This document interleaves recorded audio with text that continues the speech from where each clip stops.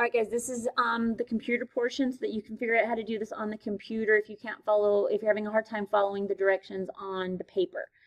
So what you need to do is you need to be on this screen that you're seeing right now. You could have gotten here by either searching Desmos calculator in Google or some search engine, or just type in desmos.com/calculator, and this is what should come up.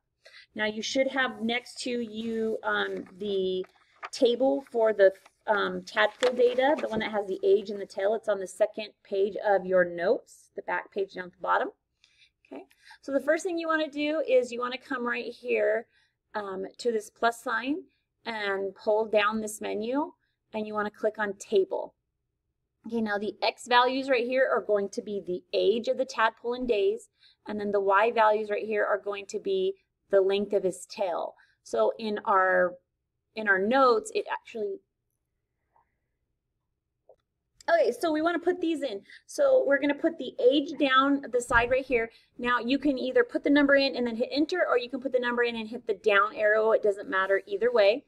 So you're going to put in 5, 2, 9, 7, 12, 10, 3, 3, and 6. Okay, that's the numbers that are across the top under the age.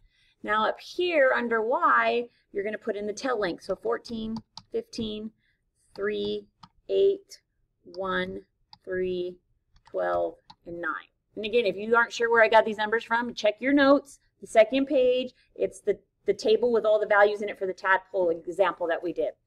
Now once you've done this, you'll see, you should start to see some points plotted. Now if you can't see them, because you can kind of see one right here on my screen, it's because your window is not big enough or it's not capturing the whole thing. You can just zoom in or out and then it'll start to show up. Or you can come up here and you can change your settings of your window so that you can see it. So this would be your X-axis, this is your Y-axis.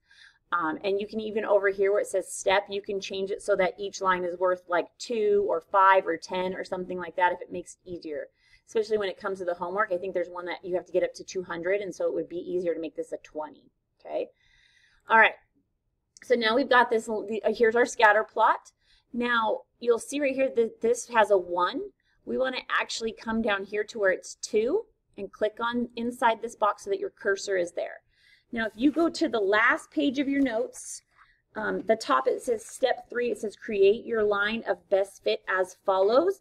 Under type the expression, it'll tell you what you should type, but I'm just gonna tell you right now also. You're gonna type in Y, and then you're gonna hit 1, and it's going to automatically make it a sub 1, okay? Does that automatically for you. The next thing you're gonna hit is you're gonna hit shift, and you're gonna hit the little squiggly line.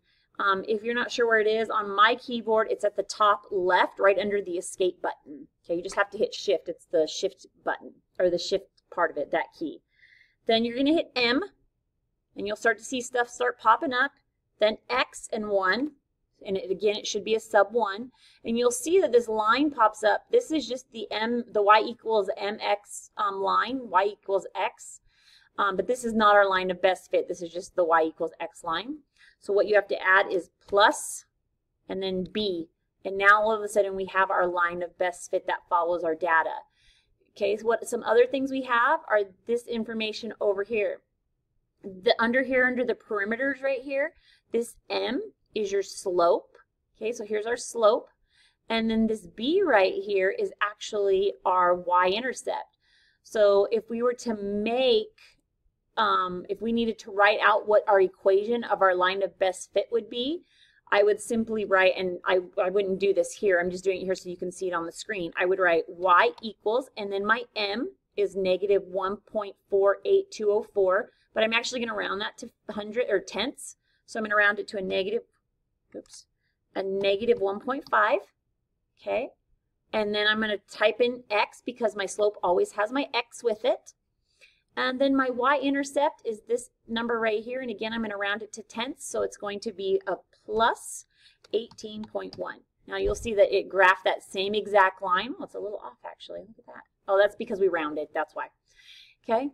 So you can see that this line is pretty close to the exact same line. It's just because we rounded. So if it ever asked you to write the slope of the line, or I'm sorry, the equation of the best fit line, this is how you would do it using these numbers right here. Now, if it asked you what your your correlation coefficient was, that would be this R number right here. Okay, so you would need to write this number, not the R squared, but the R. This is my correlation coefficient number. Now you can remember that we picked negative 0.7 for it to be the closest one out of the choices we had, but you can see it's really, actually really close to a negative 1. Okay, so that is it. It's as easy as that. That's all you have to do. If you have any questions, feel free to email me or ask me in class. But that's how you do it. All right, guys, thanks.